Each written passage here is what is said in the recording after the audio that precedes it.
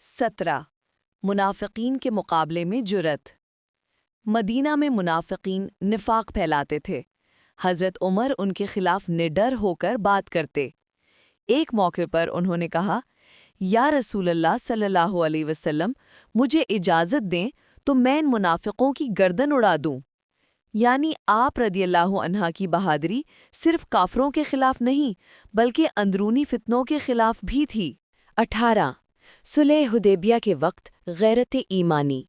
جب صلح حدیبیہ کے موقع پر مسلمانوں کو بظاہر سخت شرائط پر معاہدہ کرنا پڑا تو حضرت عمر رضی اللہ تعالیٰ عنہ کا دل غیرت ایمانی سے بھر گیا۔ آپ رضی اللہ تعالیٰ عنہ نے رسول اکرم صلی اللہ علیہ وآلہ وسلم سے عرض کیا، کیا ہم حق پر نہیں ہیں؟ کیا وہ باطل پر نہیں ہیں؟ پھر ہم اپنے دین کے معاملے میں کیوں جھکے؟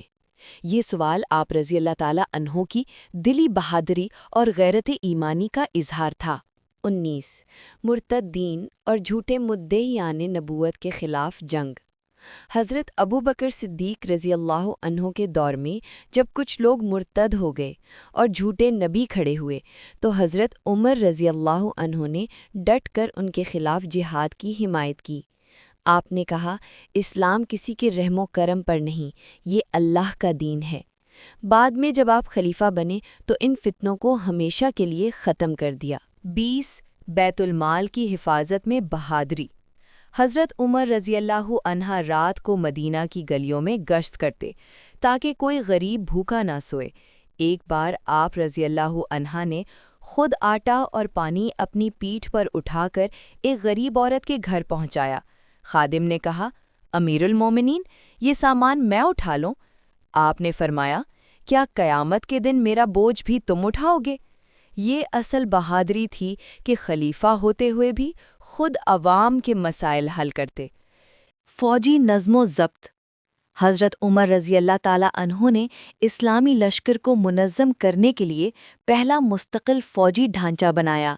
آپ رضی اللہ تعالیٰ عنہ خود میدان جنگ کے اصول مرتب کرتے اور سبا سالاروں کو بہادری کے ساتھ ساتھ انصاف اور رحم دلی کی بھی تلقین کرتے۔ روم اور فارس کے شہنشاہوں کو للکارنا۔ حضرت عمر نے اپنے خطوط میں قیصر و کسریٰ جیسے بڑے بادشاہوں کو چیلنج دیا کہ اسلام قبول کرو ورنہ لشکر اسلام تمہیں زمین سے مٹا دے گا۔ یہ اس بات کا ثبوت تھا کہ آپ اللہ کے سوا کسی سے نہیں ڈرتے تھے۔ دشمنوں کا اقرار۔ رومی اور فارسی تاریخوں میں لکھا ہے کہ ان کے جرنیل کہا کرتے تھے کہ ہم نے دنیا میں بڑے بڑے بہادر دیکھے لیکن عمر کے لشکر جیسے نڈر اور ایمان والے سپاہی کہیں نہیں دیکھے۔ یہ حضرت عمر رضی اللہ عنہ کی قیادت اور بہادری کا اعتراف دشمن بھی کرتے تھے۔ 24 علم میں بھی بہادری۔ حضرت عمر رضی اللہ عنہ کی بہادری صرف جسمانی طاقت میں نہیں بلکہ علم اور رائے میں بھی تھی۔ قرآن کی کئی آیات حضرت عمر کی رائے کے مطابق نازل ہوئیں۔ یہ بہادری تھی کہ آپ رضی اللہ عنہ کھلے دل سے اپنی رائے پیش کرتے اور اللہ کی وحی اس کی تائید کرتی۔ 25 شہادت کے وقت بہادری۔ جب حضرت عمر رضی اللہ عنہ کو فجر کی نماز کے دوران ابو لولو فیروز نے خنجر مارا تو آپ رضی اللہ عنہ نے اپنی آخری سانسوں تک نماز مکمل کروائی اور فرمایا، نماز چھوڑنے والا اسلام میں کوئی حصہ نہیں رکھتا۔